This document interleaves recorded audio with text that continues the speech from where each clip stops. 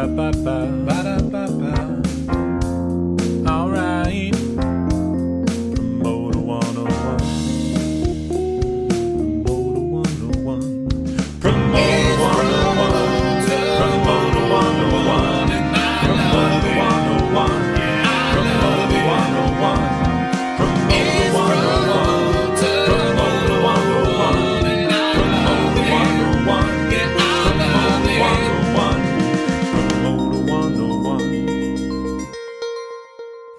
We are thrilled to announce that Promoter 101 has teamed up with the Recording Academy's Music Cares Foundation to do a little good. And you, our beloved listeners, can help. By going to Promoter101.net and clicking the merch tab at the top of the page, you can pick up a stylish, limited edition Promoter 101 Call Ya Mother t-shirt or hoodie in a huge variety of styles and colors. 100% of proceeds goes directly to Music Cares and their mission to provide a safety net of critical assistance for music people in their time of need. Shipping and handling is absolutely free, and for the first $10,000 we raise, our good friends at Prism are matching donations dollar for dollar. Go to Promoter101.net right now, click on the merch tab, pick out one of our awesome shirts, and be the heart and soul of the music community by donating to Music Cares. And don't forget to call your mother. It is time for the Promoter 101 podcast. Joining me on this historic episode 183, Daniel C. Steinberg. That's right, Ricky, for real. Promoter 101 podcast features this week our very own co-host, Luke Pierce in the hot seat. You know him from Works Entertainment, but we're going to be digging into his background as an artist management opposed to his day-to-day gig as a podcast host. You might not know this, but he actually makes his living off of managing acts, not doing the podcast. The podcast has actually gotten like a secondary hobby for him, Rick. It's just gravy. But I appreciate you being here today, filling in for him, as it was unfair to make him do double duty today. You know what I'm saying? You are so welcome. Such a pleasure to be here. What else we got going on? Intrepid Artists International, Kevin Hopkins plays 3 questions. And a very special guest co-host, as you very well know, Mr. Rick Farrell from ICM, or for those in the know, Mr. Ricky For Real. Is there a story behind the name Ricky For Real, how that came to be? About 20 years ago, Andrew Lanois actually came up with it. He's so funny and such a creative guy that it just stuck. He just was like rambling my name together and came up with it somehow, and now I use it in everything. Ricky For Real, Craigie Fresh. I feel like Andrew Lanois kind of dubbed everybody something. Yeah, he definitely has a hand in all that. Right on. Episode 183 starts right now. Alex Viscasil, Live Nation Canada, and I'm on Promoter 101. If you missed any of our past podcasts, hey, you know what? We've saved them for you just so you can go back, look at the catalog and say, hey, you know what? I want to check out that episode right now that had Wayne Forte in it live from Polestar. We've got them all. You can pick that one, or hey, maybe episode 106. Just go to Promoter101.net on that computer device and check it out. It features the pantheon of marketing specialists, Jason Ross from STG, AEG's Andy Rowe, and Emporium Presents' own Angela Smith. Something of a round-robin sit-down for all 3 of them. That was quite the fun day to hear those guys talk marketing, although most of it was way over my head because those guys are just aces at their job, and it's not what I do. But hey, also Live Nation Canada's Alex Viscasil gives us a peek at his day-to-day work at the Commodore Ballroom in Vancouver, British Columbia. That's part of the Canada, you know. Also 3 questions with Royale Entertainment's Nathan Hovsepian, Montana's favorite. Hey, so if you've got a free moment, you might think about dropping us a review, telling a friend, or just subscribing to the Promoter 101 podcast. That's all we ask.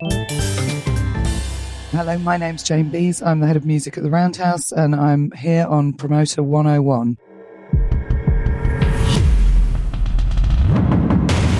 News of the week. What happens right now is Luke tells us what the fuck's going on in the world. Luke? Time for News of the Week. Encouraging numbers from the RIAA in the report on the first half of 2019. In a report issued September 5th, the Recording Industry Association of America reported that the U.S. recorded music business grew 18% to $5.4 billion in retail. That's an 18% growth increase and acceleration of growth year over year versus the 2018 mid-year report, which tallied a 10% growth rate. Streaming continuing to yield the biggest bite of the apple, dominating with 80% of the market share reported, which is up from 75% during the same time period in 2018. Physical net revenues actually increased in the first half, bucking many trends. Most of this was attributed to reductions in physical product returns. On a gross basis, revenues would have been down. Yay, supply chain. Randy Phillips has stepped away from his position as CEO of Lifestyle, stepping back to become a consultant to the company's owners as they prepare to sell more of its assets. The longtime entertainment executive was brought in to turn around Lifestyle, the company formerly known as SFX, and was created by businessman Robert Sillerman. Sillerman, the grandfather of the regional roll-up that preceded the creation of Powerhouse Live Nation, had attempted to recreate success, buying up dance and electronic promoters and producers,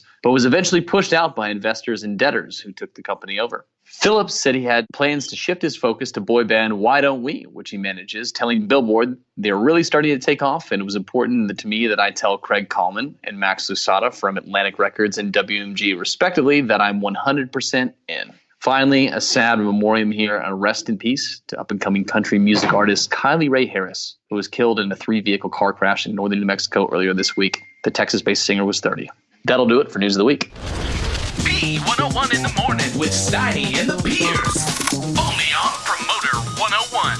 Up next, Intrepid Artists International's Kevin Hopkins is here to play 3 questions with the guys. We're joined by Kevin Hopkins for 3 questions. Welcome to the show, sir. Hello. Thank you for having me. Big fan. Why, you flatter us, sir. You flatter us. What are your questions? All right. First one. As a promoter, what do you look for in new talent, new agents, new folks to work with?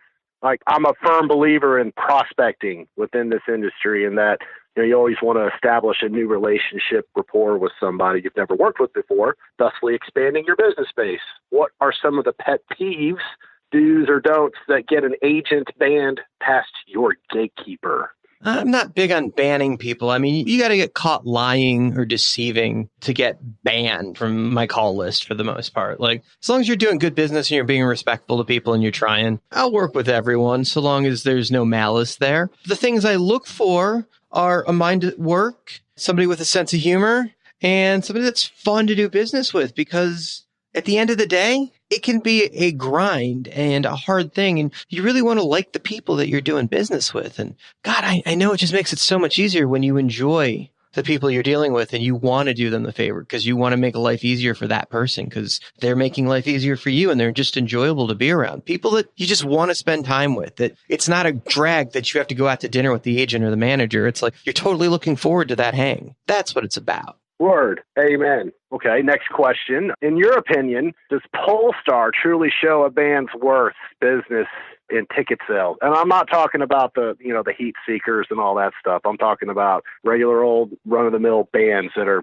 out there grinding it out. I mean, I think the box office scores are fabulous data. It's a great thing to tell, especially if you can differentiate between the different markets in the country and you know what sells in each part of the country. If you got a good idea you're going to know that jam bands are going to be hot in San Francisco and Denver, in Atlanta. Those are going to be great places for jam bands. So if you're looking at a San Francisco date for, call it the Allman Brothers, since they're not working right now, you don't want to look at Albuquerque and say, oh, they did 20,000 people there. They're probably going to do 20,000 people in Albuquerque. You need to be able to decipher what the difference is between Albuquerque and San Francisco is. But if you're looking at Denver and you're buying a date for Portland or San Francisco and you know that they're all like-minded jam markets, you probably have a good sense for what that show is going to do. And I think that's the grasp. Taking that data, not just as a raw numbers, but understanding it and deciphering it. And that's where the education in the business comes along. If you could tell your younger 18-year-old self anything back then that you know now, what would that be? Oh, wow. I would say to nerdy 18-year-old, unemployed, undereducated Dan Steinberg to get back in school and keep your eyes out into the world, not just the city in front of you. Maybe spend less time worrying about the bar and more time worrying about the future, and that things get a whole lot more entertaining as the world rolls by. I'd also tell me not to worry about that Y2K thing as much as I did, because it turned out not to be as big of a deal, and maybe I could stress that a little less. So if I were talking to young me, I'd probably say that, and I'd probably say, hey, it all turns out pretty good. Pretty happy with how it finished up. So hold in there. It'll be all right. Don't change a thing. Been a pleasure to have you on the podcast, my friend. Anything exciting that you can plug while you're talking to us? What's coming up that we should be watching for from you, Kevin? booking bands left and right. Intrepid Artists, our 25th anniversary. Our agency's been around. We're having a party in Charlotte in November of this year. You can check us out online, and the Blues Music Awards, which is a large thing in our world. So there's several of our artists hopefully bringing home some hardware. Promoter 101. Thank you so very much, Kevin. Yeah, man. Thank you for having me. If you want to play 3 questions with us, please email and let us know you have 3 questions you're dying to ask. Hey, that's right. You can email us at steiny@promoter101.net. And hey, there's not too many of these bad boys left, so you better act now. Operators are standing by. Not really, but, we'll get the email. Supply is limited. It really is. Hey, it's Mark David, Steve Strange, Toby Leighton-Pope, Stuart Galbraith, Simeon Galperin, I'm Ralph James, Ted Cohen, Julia Frank, Jeff Goodman, Jamie Adler, and Frank Wing, Doug Edley, David Kleiner, Stephen Riff, Tom Chauncey, and we're on Promoter 101. Promoter 101 Flashbacks. Episode 59. Adam Voith. The common thread that I would say helped was sort of a music first mentality, just sort of fiercely artist driven stuff. That seems to be the common thread for me, where I can really connect to someone and move forward with someone. The framework of the music and the artist sort of fiercely being first. I want to talk about Gentlemen of the Road. You guys came up with this concept of a traveling festival, basically, and have done it in many different places over the handful of years that you guys have done it. It's not an annual thing, but it's made several comebacks, and it's got to be a challenge to create a site, pick it, make sure it works, something that's going to be in the vision of this cool thing you guys have created, and that build the lineups you've created and do the shows you've created with the acts is an amazing thing. Can you talk about how that's come to be and how that lives and what the motivation is? Yes, it definitely came from the band directly, who were playing a lot of sort of boutique festivals all over the world, and we're really liking certain aspects of them and had this idea to put together their vision of this. It started as a 1-day event, but has become a 2-day event. The generic concept is to be in a tertiary market and to be a immersive music forward event with Mumford one night and another headliner on the other night, and then a curated lineup. Basically, generically a festival, but it's outside the box in terms of location. A big focus was to sort of engage small communities behind an event of this size, and it worked. Communities and fans really respond to it. I think we've done 12 in the States, and I think you'll see more of them. They really feel like it's a big piece of how they want to tour and how they want to present the shows. And when we've done them, it's usually been 4 a year or 4 in a season. Have you ever repeated a location or a market? No. Trying to regionally try different areas and not be back in the same region. And picking the cities is sometimes it's a routing concern if we're working throughout a tour, but often these are kind of the tent poles that we'll set up and then work around those. Mike Lubin and Don Sullivan are involved with that in the States. Yeah, those guys produce the events, and that's been an evolving relationship. There's been other promoters involved as co-producers, and we didn't have an exclusive team on our side until the last round of them with Mike and Don, and those guys were great. Mike really early on was involved with us. I don't know what to call it. Some kind of consultancy on these things early on. Going even back before we were doing the Gentlemen of the Road stopover shows, we did this tour with Old Crow Medicine Show and Edward Sharp on a train. Edward Sharp's manager had this vision for this, and Mike really came and helped put it all together and get the train to happen. The concept of the stopover sort of grew out of that. So he's been in there for a long time. And then when his relationship with Don sort of came together, Don has also just been a great natural partner. This is John Giddings, and I'm on Promoter 101. Tweets of the week. I hope you're ready, because it's time for the tweets of the week. When an agency tries to sneak hotels or backline into the deal after the show's already been accepted, hashtag Promoter 101. This is always a fun fight. Once the deal is confirmed, you really got to live up to it. It's just good business. I know you agree with this, Rick, because you are a guy that always has an eye for detail. Spirit of the deal. Spirit of the deal. Live up to it, right? The laws of supply and demand do play a real role in the music industry. When you increase ticket prices, sale will decrease in return. Every additional dollar has an impact. Hashtag Promoter 101. It's always shocking to me when people are like, just throw an extra dollar on it. Nobody's not going to come for an extra dollar. But those dollars add up. You start at $5, you get to $27.50, and suddenly you have a third of the room not there. You just got to remember, there are economic laws that apply to everything. Agents tend to choose the promoter of least resistance. Hopefully that's me, right? Usually is. That will just about do it for the tweets of the week. You can follow us on Twitter @TheJew. That's right. I'm the Jew. I'm Amy Morrison. I work at Concerts West, AEG Presents, and I'm on Promoter 101. In our feature interview this week, we focus on our very own from Works Entertainment, Luke Pierce, talking about his day gig as an artist manager of Home Free. The Nashville sessions continue, and we're joined by Works Entertainment's own /Promoter 101, W. Luke Pierce. Welcome to your own podcast. Oh, it's such an honor to be here, Dan. I've been looking forward to this for like 182 episodes. It was only a matter of time. It really was. We had to give this podcast 3 years for me to do anything in this business to be worthy of an interview. So thanks for waiting around, everybody. I really appreciate it. I'll catch up. I swear to God, I'll catch up. By the time we're ready to finish this thing, you can interview me. It's great. I think we both kind of figured that we would never be guests on the show, but people asked. So you're here.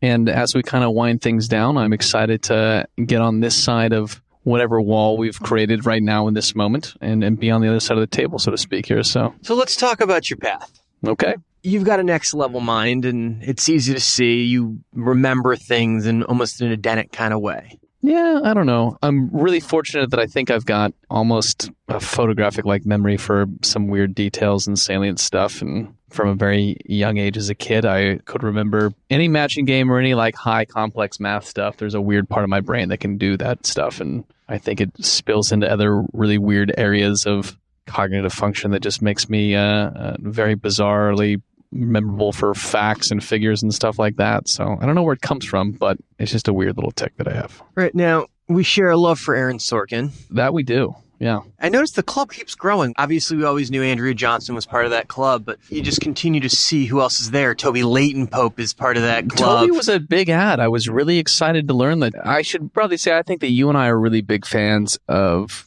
Sorkin's whole body of work. I mean, we're not just talking West Wing, which is obviously the mecca, the Social Network, jewel, right? But you have Social Network, you have Studio 60 and the Sunset Strip. Sadly, after 2 seasons ended, I think 1 season. Was it 1 season? Yeah. Matter of fact, they didn't finish filming, if I remember correctly. Like they canceled it in the middle of the first that's right. season. Early on. Yeah, you're right about that. The rest of them ran like on summer nights, like without even being announced, kind of thing. 30 Rock really put that thing to the hammer, including an Aaron Sorkin cameo in 30 Rock in season 5. If you're a mega nerd like Dan and I. But, I don't know what drew me to Sorkin or how we discovered that, but I think you and I discovered that very early, that we both really liked that TV show. You dropped a quote on me, and I caught it. I think I said during a Straight No Chaser marketing conference, the Rocky Mountain Bugler or something like that. And you, I think it was something like... It's the Rocky Mountain News. You're like, are you sure? I'm like...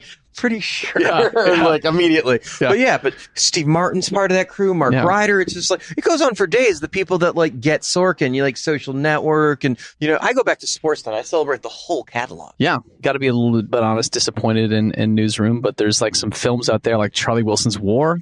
Great film, great performances by Philip Seymour Hoffman and Tom Hanks in that one. Just a phenomenal film, very talky. And you go back to A Few Good Men, the genesis of Aaron Sorkin. Okay, so we've gone on a tangent that we normally have, do. This is how we start most of our conversations. Absolutely. But there's a little bit of a fraternity there of West Wing fans, for sure. Yeah. I saw recently the lead singer of Good Riddance wore a West Wing shirt in his international tour, and like people were commenting left and right about the shirt, and it was just like, yeah, huge, and like he's dropping quotes on the thing, and it's just a huge thing to see. That's really cool. So punk rock to West Wing, I love that. Plus they got an amazing new album out that's getting critically acclaimed success right now, so that's really neat to see for them. You got to make sure that Josh Molina and Rishi Kasherway have that stuff on there. I'm going to make sure that connection gets made. Our brothers in podcasting. Yes. By the way, we should talk about this. One of the big reasons why we started this podcast, or at least in my mind, and this is an interesting kind of interview genesis of this, because right around we were kind of ruminating with this idea, I think we got the clip that a lot of West Wing fans got, which was that Josh Molina and Rishi Kasherway were starting this podcast called The West Wing Weekly, which they were going to take an episode of The West Wing and break it down with characters or actors or creators or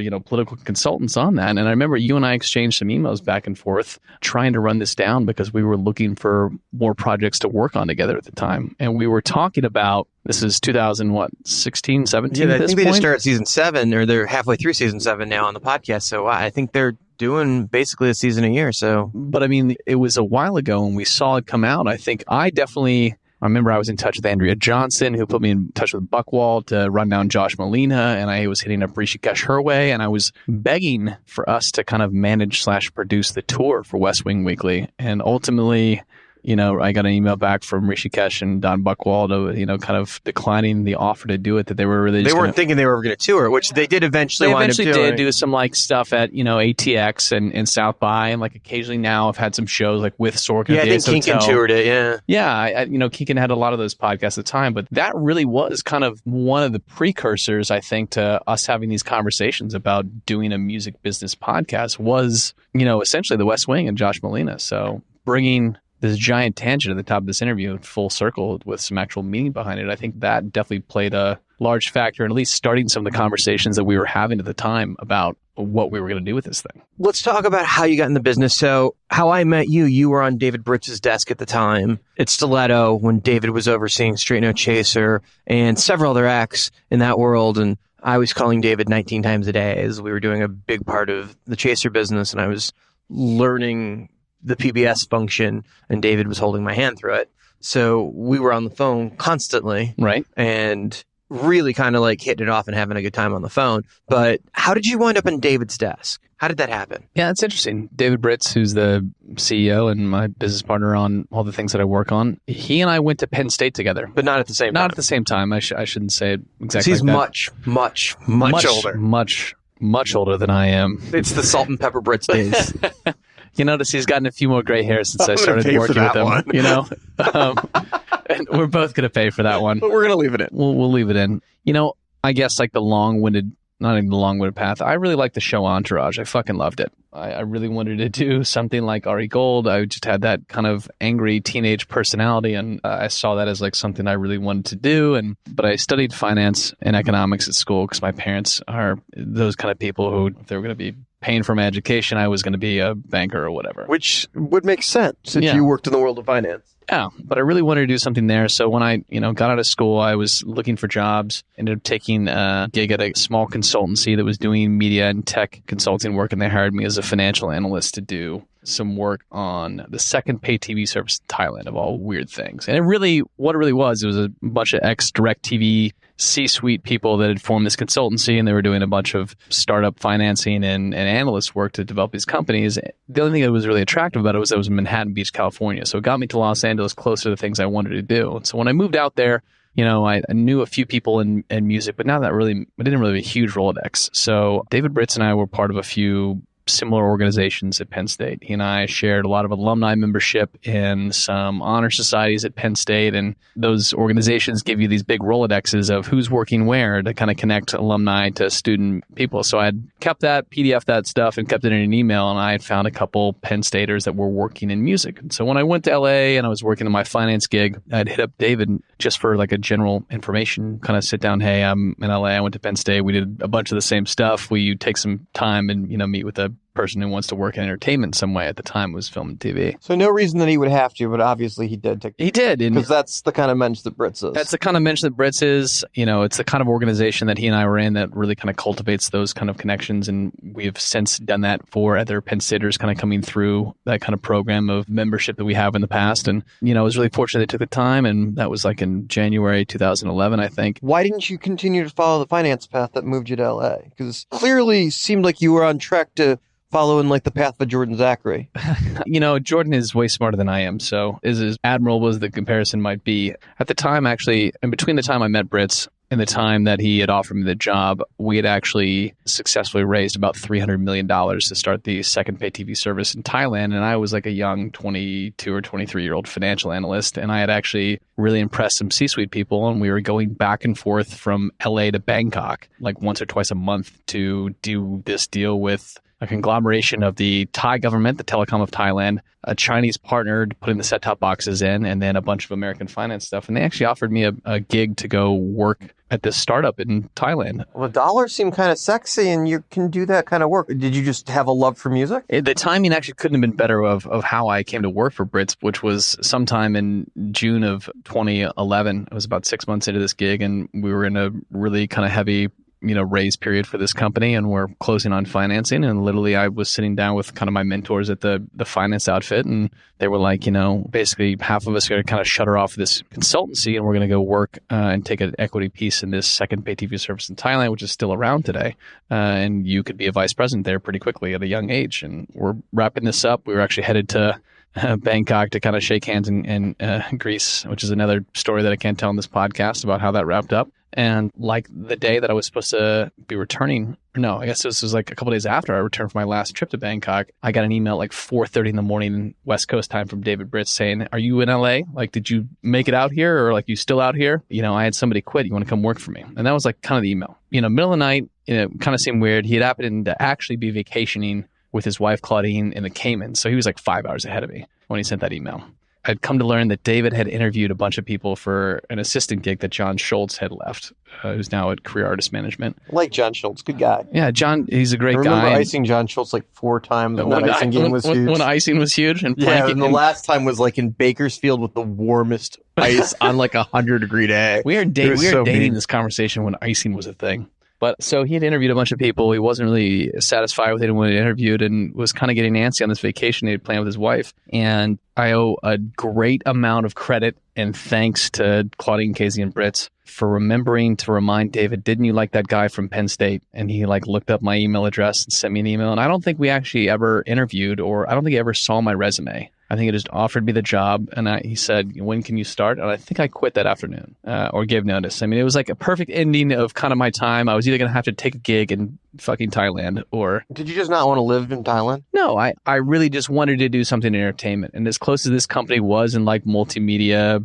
essentially that was telecom, and they had a small film distribution outfit. It like wasn't any closer to like what I really wanted to do, which at the time I thought I wanted to be an agent. Britz's promise to me was basically, come work for me for a year. I know you don't necessarily want to be on a management desk, but you'll get to meet all these people at 3-letter companies, and you know, you'll have the chance to network and build your connections, and then from there you can do whatever. And about a year later, I actually did get an offer to go work on a project back at Penn State, working with the guy that had produced the Kennedys, the miniseries. That guy was from State College, Pennsylvania, and he wanted to do his big comeback story about Joe Paterno, and he needed like a producer fixer to work with his company. He just won a bunch of Emmys for the Kennedy movie series, and his big passion project with Lionsgate was producing the kind of comeback story about Joe Paterno in the middle of that scandal. And I was like pretty uniquely qualified to go get people to talk on the record in Penn State. And so I sat down with Dave and I told him what the offer and the opportunity was. And he said, "Listen, if you want to continue doing what you're doing in music and you like this, like you're pretty decent at it. So why don't you stick around and see what happens and say no to that job?"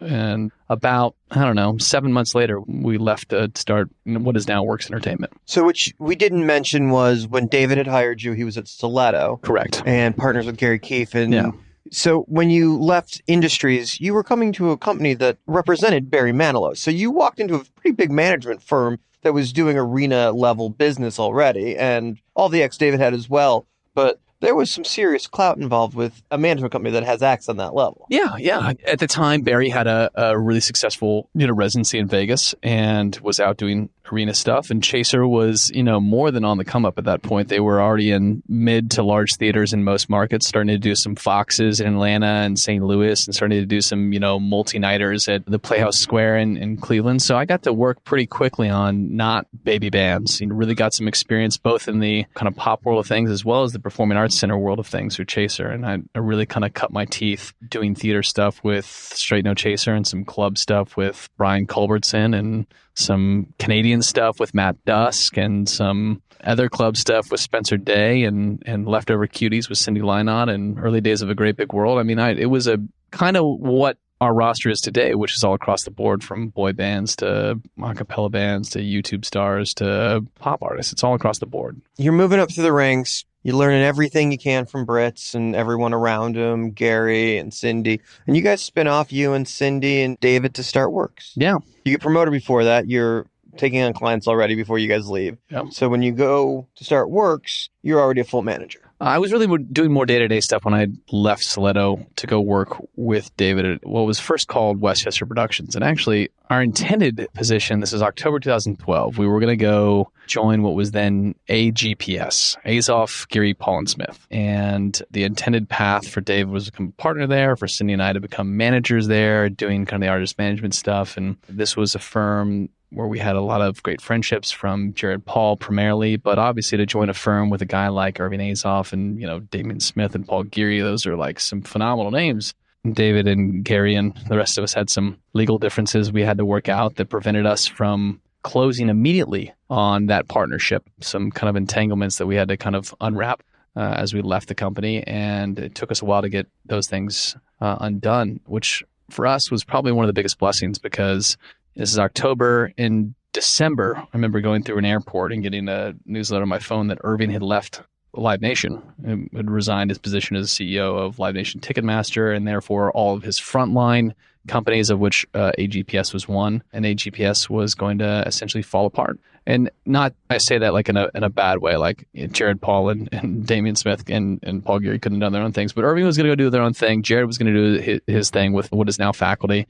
Paul Geary and Damian Smith were going to figure out their thing. And luckily, those guys all seem to be doing all right. Yeah, but the thing that we're going to go join was not going to be there, right? And so it took us about 13 months to kind of resolve our legal differences with some old business partners. And that happens. That's what that takes. It's a slow, painful, expensive It's a process. So, but we went from, essentially joining a fully formed company to now all of a sudden still having an active roster of things where we needed to start building a company around those to support those things. So it was those first 2 months of Works Entertainment, of Westchester Productions, were rough. We were working basically a month we were working from home, and it was just David, Cindy, and I would go over to David's house and Marina Del Rey from my place down in Hermosa for a couple hours during the day, but mostly working from home, which I learned very quickly that I'm not very good at. I definitely floundered in the home office setting, and I need the kind of constructive space in place of an office. You need to know that you're turned on or you're turned off. Yes, and so we went to work one of those co-working spaces, like a precursor to WeWork. It was in the same building as AGPS in the 1100 Glendon building, and it was one of those shared workspaces. And it was David, Cindy, and I, and then we hired a former intern from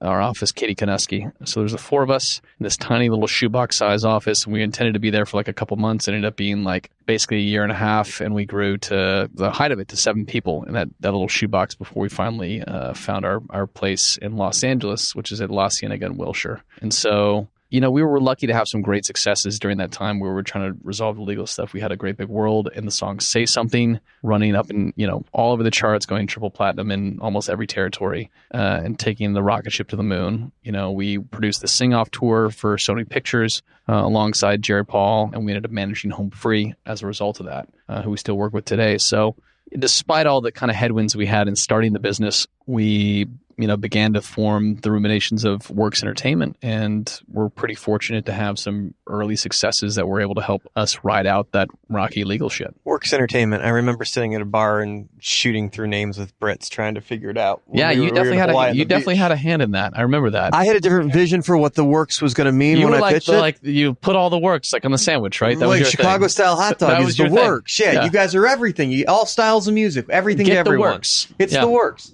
Dave had a different vision of what it meant. Yeah.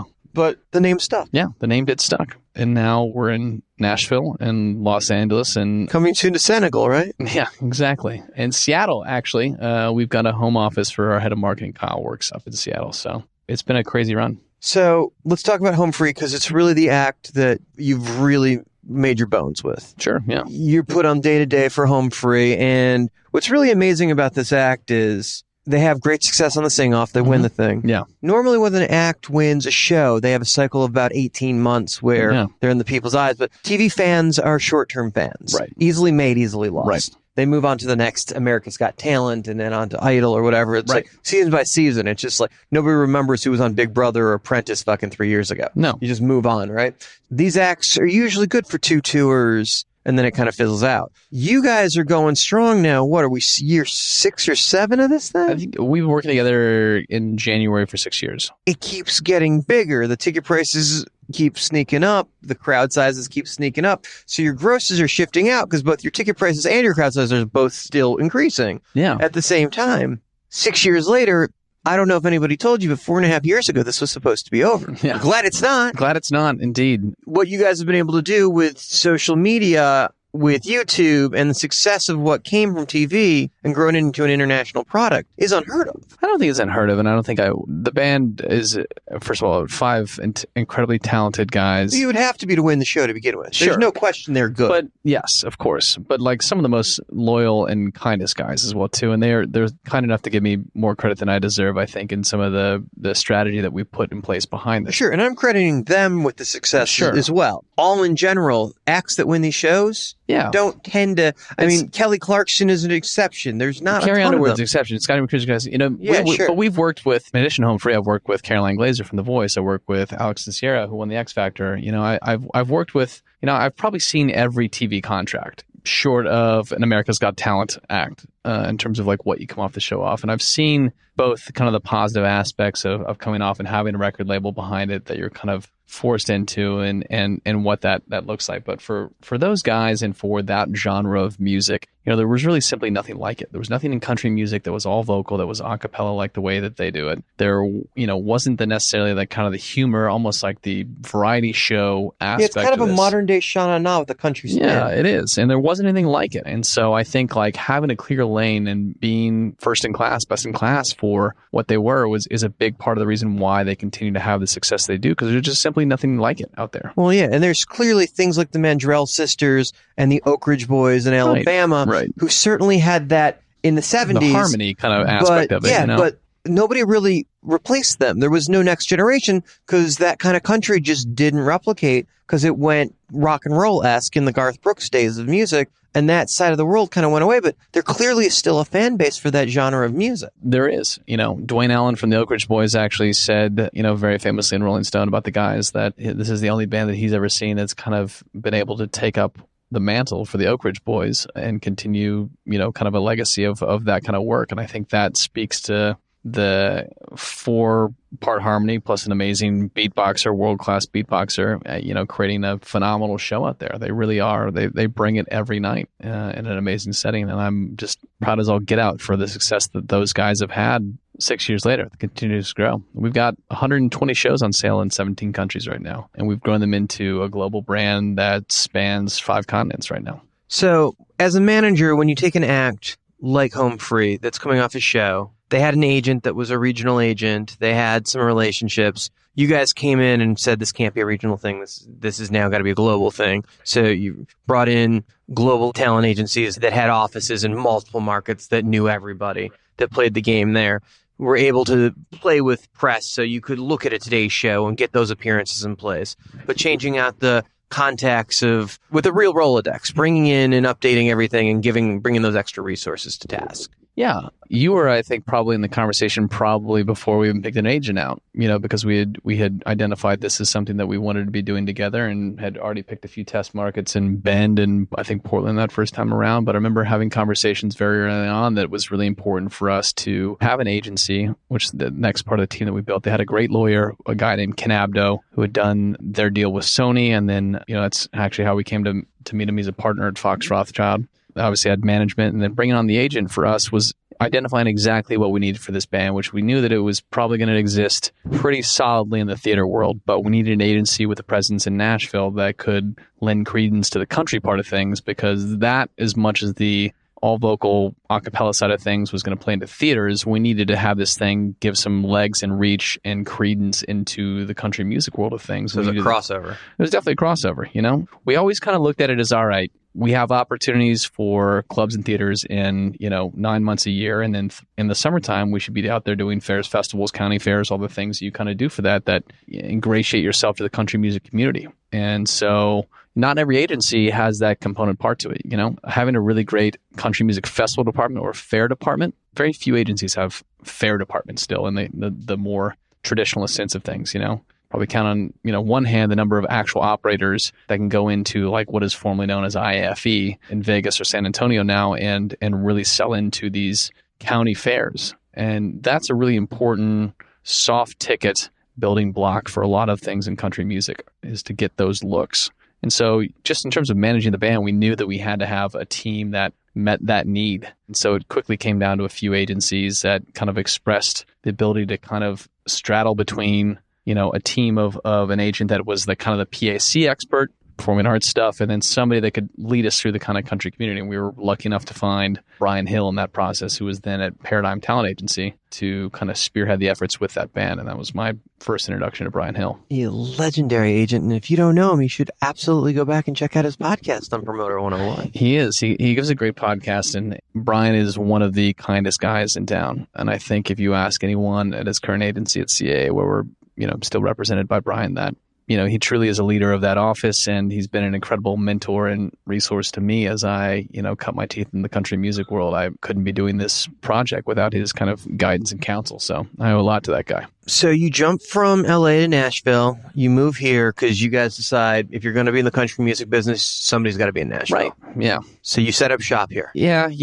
I think at the time, and this is it was 2015, started working with the band in 2014. I was coming here a lot. By the way, can we settle something real quick? Yeah. Okay. You're from Florida. You're from Philly. You have Chicago and LA roots, and now here. Where the fuck do you claim as home? Nashville, Tennessee. It's my home. It's where you live. But I think if you asked any of my friends, they'd say Philly. Because you don't own that the same way Craig Newman owns that. No, I'm not an Eagles fan. I like cheesesteaks. I grew up in a Philly suburb, did middle school and high school out there, but I'm born in Indiana and I lived there for, the first 11 But you don't claim Indiana. I do claim Indiana a lot to people down here because Okay, so would it be easier to figure out where you don't claim? Yeah. Seattle. I don't claim LA anymore.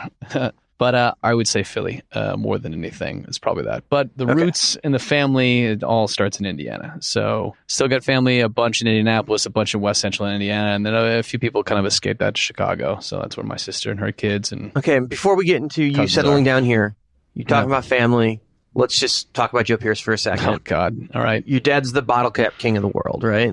Yeah, sure. He ran one of the biggest bottle cap companies in the world, right? He did. My dad, I don't know what exactly he started, but his second job was he started a company called Hoosier Crown, which was a bottle cap company. That's exactly what you think of, the fucking aluminum things you twist off to drink your beer. And so Hoosier Crown was making bottle caps in Crawfordsville, Indiana, and my dad was business partners with this guy named Jim Smith, and they sold their company to a larger packaging company called Crown Cork and Seal. And for those of you that don't know the reference, Crown Cork and Seal, there actually used to be where that rubber liner is inside under the bottle cap. It actually used to be make a cork when this company was founded in 1890 something. So my dad sold that company to that. We were in Indiana for a while after he sold the company, and then they moved him to Philadelphia where the corporate headquarters was based. And he was actually going back and forth between Indiana and Philadelphia for 2 years when I was in second and third grade. And then he had some family stuff finally happen. His dad was getting older and he finally passed. And so when my grandfather passed, Dad moved the family out to the corporate headquarters of Philly, and he ended up retiring as president of that company.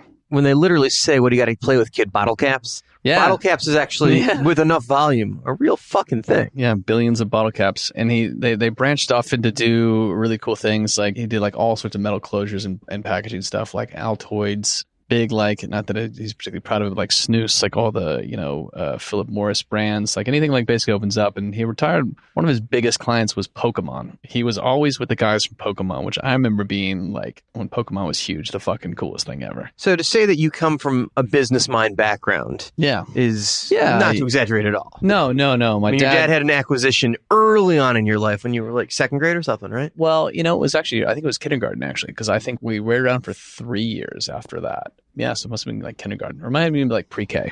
I don't remember it happening really that well. But I remember him starting to move. Business-esque, you come from that line. So let's jump back to Nashville. You moved from LA to Nashville. You represent yourself from Indy, Philly, no longer LA, well, sometimes Chicago in a weird kind of sense. It was way easier when I moved here to just say I'm from Indiana. And that's kind of what I go with here because my parents have sold the house that I grew up in Philadelphia. They're down full-time in Fort Myers, Florida now. And I go back to see some friends from Philly and I reminisce about it very strongly. But, I spend more time in Indiana now that I live here, seeing family out there. And it's great to kind of reconnect with, the Hoosier roots for sure, too. Plus, it just adds to the story. Nashville, you're here. I'm here, yeah. And I moved out here kind of solo. I was really lucky. David Britz really embraced my ability to move out here. I was going back and forth a lot from the end of 2014 and started 2015 for a year, just kind of coming back and forth here. I was renting an apartment from a friend who was in grad school at Vanderbilt for the summers, I was just literally dropping my shit and going back and forth, basically spending a week a month here for a year.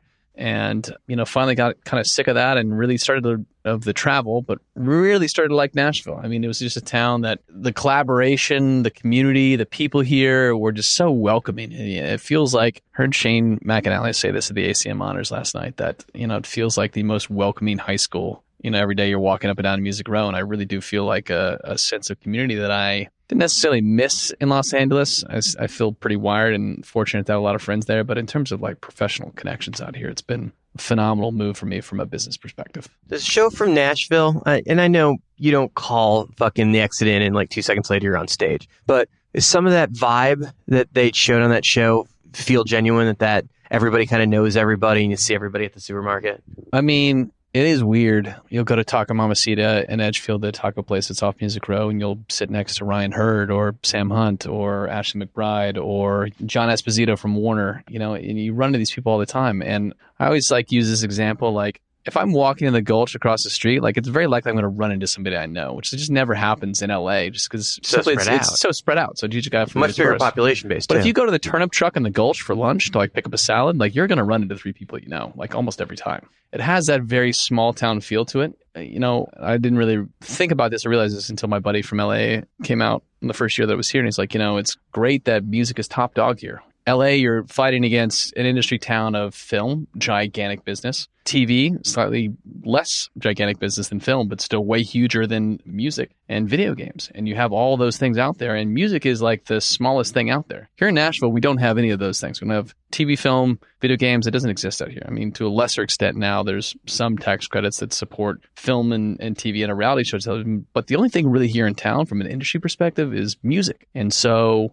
it takes the forefront of entertainment talks, and it's such a small town in that sense that you do know a lot of the people. Okay, so you fit into the city. You've been here for a little while. Yeah. Like several years now. It's what you're going on 3? 3 years in September 26, 2016. So basically right when the podcast started. Very close to it, yeah. Huge sports town. Always shows going on. Massive new venues. Constant money going in. Property values through the roof. It's insane to get a house here. The Creightons are everywhere. Yep. Happening city. Microcosm of business because everybody knows everybody. So if you fuck up in LA and you do some bad business, you burn some bridges, you might get away with that a couple of times. But here, if you fuck up, everyone will know. If you burn someone, and not just a misunderstanding, but if you burn someone, everyone is going to know what happened instantly. I think so. I mean, I think the word travels just as fast in LA or to a lesser extent New York than it does here in Nashville. But I think that burning people here is such just a violation of the ethos of which the community operates that when something heinous does happen, it's like, you should have known better, Yeah, there's an honor to that. Yeah, and so that kind Southern charm. Sort of like deserved excommunication of people from the business happens here probably more readily because people, hold themselves to kind of a higher standard of treating themselves here, I think, to a larger degree. And then there's a bunch of people where people just look at them and the way he does business is honorably. Right. You get the Bobby Cudds and the Jay Williams of the world, yeah. The Rod Essex and what have you, where people are just like, dude, does business like Lance Roberts. It's like he's a mensch. He's a good guy. He's on that level. Yeah. It's just like you want to be one of those guys. Yeah, and I think that it is a rare breed in any type of business, quite frankly. But it's something that I still see as being something that is really aspirational here in town, to model yourselves after the people that do business right.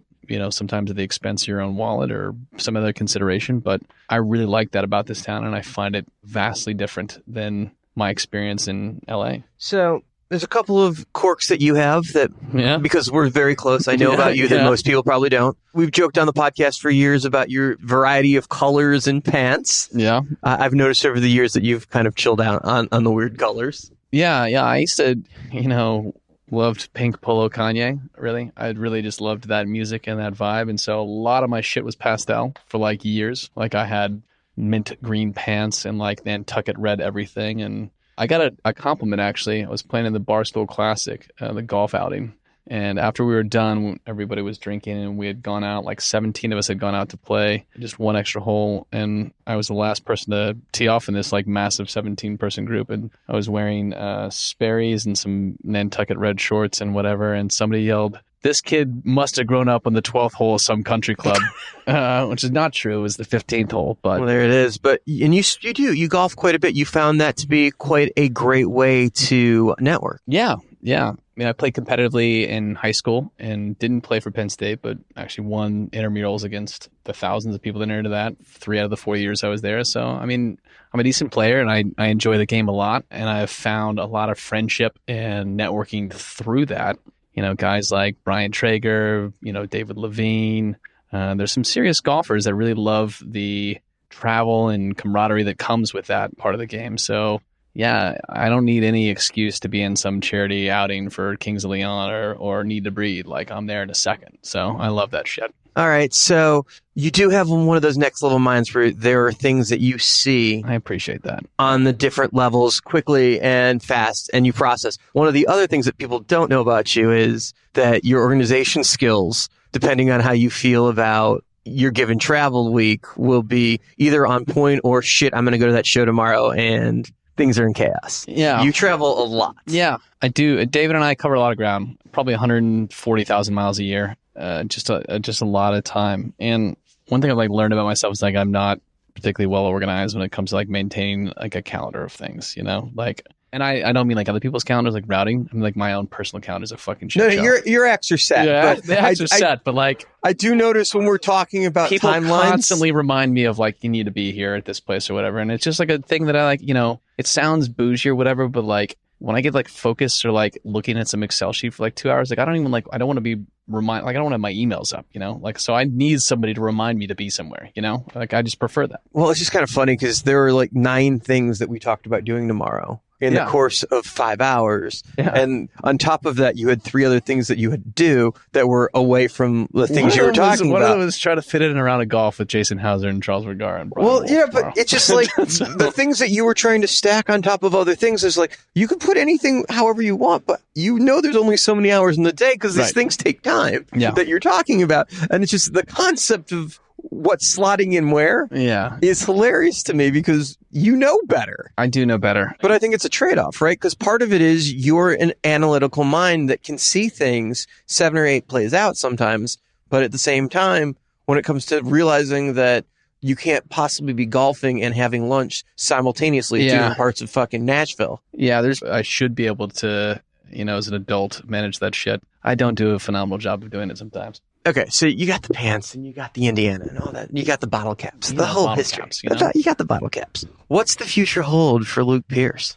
That's a great question. Well, thank you. I worked hard on it. Was that an original? Did you write that? On a napkin. I've been thinking about it all day long. David Britz and I have this conversation about Works Entertainment a lot because we've grown the personal management business into a very systemized team of managers and day-to-day managers and support staff ranging from tour marketing to editorial, DSP pitching, digital ad buying kind of departments for things that service a wide variety of functions across all of our roster. And, you know, for us, it's continuing to be able to deliver that kind of performance and resources to our artists and artist managers that we bring into the company at scale. And so a lot of our days are spent, you know, at this point, I still spend a great deal of time on Home Free and Brian Culbertson and Brass Against in our festival department. And the fun things that I get to look at now from a management perspective is kind of the similar diversification plays you're hearing about from a lot of other management companies, which is, you know, acquisitions of copyright and acquisitions of master rights and developing partnerships and ventures that produce recurring income for our company and our clients. So, you know, for me, it's about identifying properties that we can take ownership stakes in and diversifying our business. So obviously still service the core bread and butter business, which is personal management. But I think there are a lot of opportunities in all sorts of rights ownership and IP that we have a really solid understanding because we've had to service those things for our clients for so long. So, you know, we're actively pursuing the acquisition of publishing catalog right now, which is a very competitive space to be in, which is recurring revenue for our company. We're looking into JV deals with our clients in the formation of their record labels and oftentimes taking equity positions in those. It's been as recent tech investment and consulting where we've taken positions both from equity and advisory positions to actual cash positions in tech companies. And it ventures off now into real estate. We're looking into real estate plays like every other fucking person in this town, but into real estate as well. Something very Ken Levitan about that answer. Yeah, I'm not as smart or as wealthy as Ken. He's a pretty aspirational guy to look up to in terms of what he's done here, but it's at that exact model, you know, restaurants, real estate, copyright, whatever, man. David and I always joke that we are just a for-profit organization. And so whatever that looks like in an entrepreneurial sense, if it makes money and we have the money for it, we're going to do it. Well, I can't think of any better place to end with. We're a for-profit organization. Luke Pierce, right here. Good to be on the podcast. Promoter 101. I feel like maybe you've been on once before, but once or twice, you know. But definitely the deepest dive we've had into the brain of Luke Pierce. This is really fun. The great Luke Pierce. Thank you. Now, you didn't really think we were going to close out this podcast without talking about the one and only Luke Pierce and putting him in the hot seat. Did you, Ricky? No, I didn't. Well, there you go. Then you're up on things. Luke Pierce right here on Promoter 101. Now you know the guy behind the guy. He's just a mind at work, Rick. Always thinking. He sees the whole board. 90%. This is Joe Escalante from the Vandals, and you're listening to Promoter 101. So, I'm sure some of you have heard by now, we have done these brand new Promoter 101 t-shirts with the good friends at Music Cares. We're trying to do a little good, and we can get a little help from you to do that. So all we need you to do is go to promoter101.net, click on the merch tab at the top of the browser, and pick out a stylish t-shirt or hoodie. The hoodies start at $50. The t-shirts are just $20. 100% of your donation goes to Music Cares. There's no additional shipping or handling. It's all tax deductible. And we take care of everything else for you. Pick your size, pick your style, pick your color, and we'll take care of everything else. Help us do a little good for some people that could really need it. We're very proud of these t-shirts. Thank you for listening to my ramble. And our friends over at Prism, the Machinist Brothers, Steve Sternshine, Mikey V. Prism, they're matching all the proceeds up to $10,000. So if you buy now, Prism will match your donation up to $10,000. So let's get this going. Hats off to Prism. That's super menschy of those guys, and they got a great product. And you can write to us at steiny@promoter101.net. Feel free to tell us what's on your mind. You might want to hold that shit back. I'm not your psychiatrist. Hey, we'll be back at Monday at 5 p.m. Pacific, 6 p.m. Mountain, 7 p.m. Central, and that's 8 p.m. on the Eastern Seaboard, Rick. And it's tomorrow in Japan. That it is. Join us then when we feature PGA's Buck Williams as we dive into his historic career from Widespread Panic to REM. Until then, we're wishing you sold-out shows for the weeks to come. Cheers! Call your mother! We are thrilled to announce that Promoter 101 has teamed up with the Recording Academy's Music Cares Foundation to do a little good. And you, our beloved listeners, can help. By going to promoter101.net and clicking the merch tab at the top of the page, you can pick up a stylish, limited edition Promoter 101 Call Ya Mother t-shirt or hoodie in a huge variety of styles and colors. 100% of proceeds goes directly to Music Cares and their mission to provide a safety net of critical assistance for music people in their time of need. Shipping and handling is absolutely free, and for the first $10,000 we raise, our good friends at Prism are matching donations dollar for dollar. Go to promoter101.net right now, click on the merch tab, pick out one of our awesome shirts, and be the heart and soul of the music community by donating to Music Cares. And don't forget to call your mother.